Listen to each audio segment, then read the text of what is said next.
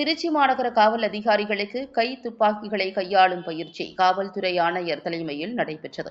தமிழக காவல்துறை கூடுதல் இயக்குநர் சட்டம் ஒழுங்கு உத்தரவின் பேரில் திருச்சி மாநகர காவல் ஆணையர் காமினி மேற்பார்வையில் திருச்சி மாநகரில் உள்ள காவல் அதிகாரிகளுக்கு கை துப்பாக்கியை கையாளும் பயிற்சி மற்றும் வாராந்திர கவாத்து பயிற்சி மாநகர ஆயுதப்படை மைதானத்தில் நடைபெற்றது. இதில் திருச்சி மாநகரில் உள்ள சட்டம் ஒழுங்கு காவல் நிலையம், குற்றப்பிரிவு காவல் நிலையம், மாநகர ஆயுதப்படை அதிகாரிகள் என மொத்தம் சுமார் 530 பேர் கலந்து கொண்டனர்.